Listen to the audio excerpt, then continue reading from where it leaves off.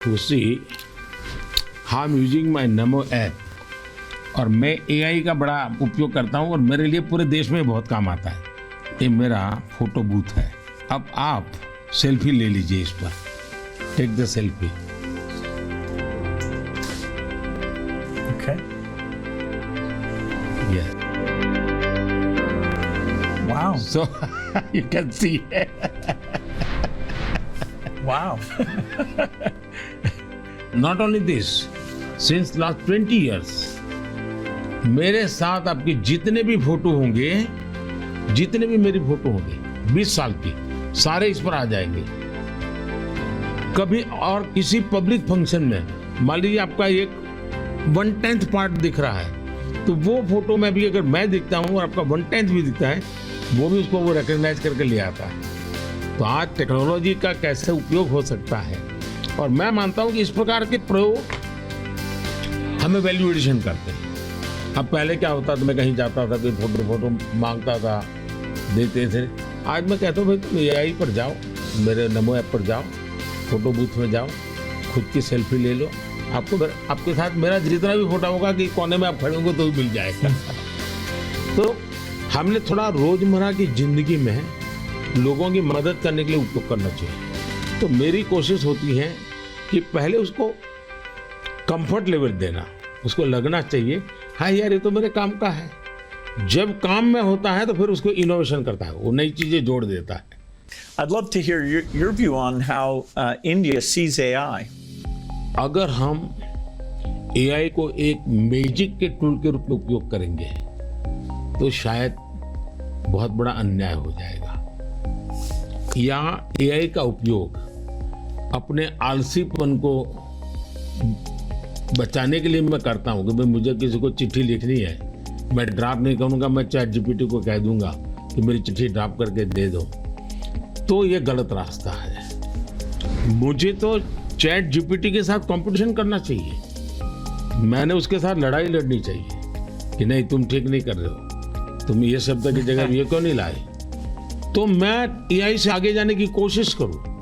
अब जैसे हमारे यहाँ बहुत सारी लैंग्वेजेस हैं, बहुत सारी बोलियां हैं, मैं एआई को कहता हूं आप इन बोलियों को पकड़िए। मेरे एस्ट्रोनॉट्स को इंट्रोडक्शन के लिए गया था, तो हमारे एस्ट्रोनॉट्स किस प्रकार से काम करने वाले थे, जो रोबोट से मैं बात कर रहा था। मैंने रोबोट से काफ़ी बातें की और मैंने देखा कि मेरे और मैं अलग अलग टोन में बोलता था, थोड़ा लहजा बदल के बोलता था, और मैं देख रहा था कि वो मुझे प्रॉपर रिस्पॉन्ड कर रहा था। फिर मैंने उसका नाम बदल करके पूछने की कोशिश की, तो फिर उसने रिस्पॉन्ड नहीं किया। तो मैंने कहा आपका एआई, मैंने 3 मिनट 4 मिनट बात किया, अभी तक वो मेरी आवाज को रिकॉग्नाइज नहीं कर पाया। जब तक मैं उसका नाम नहीं बोलता हूँ वो मुझे रिस्पॉन्ड नहीं कर रहा। मैं वो चाहता हूँ कि मेरे आवाज को सेंस करे, और भले ही मैं उसका नाम न बोलूं लेकिन वो मेरे से बात करे। तो उन्होंने कहा ठीक है will do this.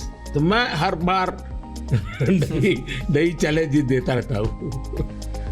Yeah, it's early days in AI, and I think everyone who uses it, in the same day you're surprised at how good it is, and you're also surprised at how bad it is. It'll do things you think are hard, and then it'll fail to do some things you think are easy. I started my trip here in Hyderabad, which was a nice occasion because Microsoft is celebrating 25 years in the country, and that's been such a fantastic experience. So I was definitely challenging the team there. Hey, we have to make the accuracy better. And for now, it's like a co-pilot. It helps suggest things, but the final decision about medicine or the letter you want to write, the final decision, we still have to review that, even though it may make us a bit more creative and a bit more productive. It seems like AI is a huge opportunity, but there's some challenges that come with that. How do you think India will approach that? देखिए AI ने जो challenges खड़ी की है वो मैंने देखा है कि कितनी अच्छी चीज अगर प्रॉपर्ली ट्रेन किया बिना किसी के हाथ में दे दी जाए तो वो मिसयूज होने की संभावना ज़्यादा है। अब मैंने एआई से जुड़े सारे ब्रेन से उनसे भी बात की। मैंने कहा शुरू में हमने कोई भी एआई जनरेटेड चीज़ है तो उस पर आना चाहिए वाटरमार्क, ये एआई जनरेटेड है, ताकि कोई मिसगाइड ना हो। और ये बुरी चीज़ नहीं है, सिंपली इट्स एआई जनरेटेड, तो मैं उसका वैल्यू समझ लूँगा। डीप फेक भारत जैसे डेमोक्रेटिक कंट्रीज में है और इतनी विशाल कंट्री में कोई एक डीप फेक में कुछ भी चीज़ डाल दे, जैसे मेरे ही वॉइस में कुछ ऐसी गंदी चीज़ डाल दे, तो शुरू में तो लोग मान जाएंगे, तो बहुत बड़ी आग लग जाएगी। तो ये जरूरी है कि डीप फेक एआई जनरेटेड और ये सोच है, ये आज शुरू के दिनों में, आगे चल करके क्या होगा जरूरत नहीं पड़ेगी शायद, लेकिन ये हमने कुछ डूज एंड डोंट्स उस पर सीरियसली सोचना पड़ेगा। उसी प्रकार से मैं एआई से पहले काम वो लूं जिसकी मेरी महारत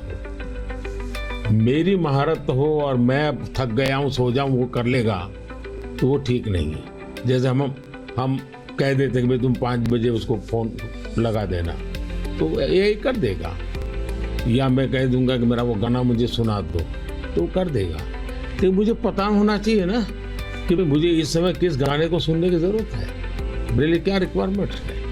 अगर मैं ये ना कर दूं, मेरे टूल का ही उपयोग करने के लिए खेल खेलता रहूं, तो शायद मैं वैल्यूएशन नहीं कर पाऊंगा, टाइम पास कर लूंगा। In the AI world, data is so important, and yet, people have concerns, privacy concerns. How do we strike the balance there? Data एक बहुत बड़ा इश्यू बना हुआ है, हमने उसकी सिक्योरिटी भी देखनी चाहिए। भारत में कानूनी व्यवस्था तो की है, लेकिन लोगों को भी अवेयर करना पड़ेगा। अब जैसे मैंने आज हमारे देश में यूनिवर्सिटीज वगैरह सारे सर्टिफिकेट क्लाउड में रखवा देता हूँ, ताकि खर्चा भी बचता है और जो भी रिक्वायरमेंट मिल जाती है। मेरे यहाँ कंप्लाइंसेस की ज़रूरत होती थी, मेरे सारे कंप्लाइंसेस की कोई ज़रूरत नहीं है, आप अपना डेटा एक क्लाउड पर डाल दीजिए, मुझे आपका आइडेंटिटी दीजिए, मुझे जो ज़रूरत है मैं उसमें से ले लूँगा। तो मैं नागरिकों का ईज ऑफ लिविंग के लिए टेक्नोलॉजी का बहुत उपयोग कर रहा हूँ। दिनों सर्विसेज के लिए पहले करता था, अब मैं ईज ऑफ लिविंग के लिए कर रहा हूँ। Yeah, data is definitely, it's going to be very exciting that we'll be able to preserve privacy and still learn a lot from the data. Like which crop should you plant? If we get all the data from the farmers without their names, so we don't invade their privacy, but giving better farmer advice, or seeing here in India, the top 10% of teachers are so good, and saying, okay, what are they doing, and how do we spread that to the other people? Or even if there's some new nutrition approach, sometimes it works and sometimes not. And so because you have the medical record, the ability to kind of track and say, okay, this is working very well, or this isn't, we can be a lot smarter without threatening individual privacy. मैं इसको दो तरह, एक हमें common man को भी quality data के लिए ट्रेन करना पड़ेगा। हमारे डेटा में क्वालिटी होनी चाहिए, क्लैरिटी होनी चाहिए। दूसरा, डेटा ओनर को मालूम होना चाहिए कि जो मेरे से डेटा मांग रहा है वो किस काम के लिए मांग रहा है। अगर वो उसके साथ एग्रीमेंट करके उसमें से कमाई करना चाहता है तो उसको अलाउ करना चाहिए कि और पहला, उसको प्रायोरिटी रिसर्च के लिए होनी चाहिए। रिसर्च के डेटा की वैल्यू ज़्यादा ना हो, ताकि वरना रिसर्च बहुत महंगा हो जाएगा। और रिसर्च करने वाले इंस्टीट्यूट ने भी उसको एश्योरेंस देना चाहिए कि तेरे डेटा का मैं जो उपयोग कर रहा हूँ वो इसी काम के लिए होगा, ये ग्लोबल गुड के लिए है, कॉमन मैन के गुड के लिए। तो मैं मानता हूँ दुनिया में कोई भी व्यक्ति इनकार नहीं करेगा। I think it's interesting that some of these digital systems create efficiency by getting rid of the middleman, and that's super beneficial. मैं तो कभी-कभी कहता हूँ कि मैं ऐसी सरकार चलाना चाहता हूँ, एज फार एज मध्यम वर्गीय जो वर्ग है उसकी जिंदगी से सरकार बाहर निकल जाए।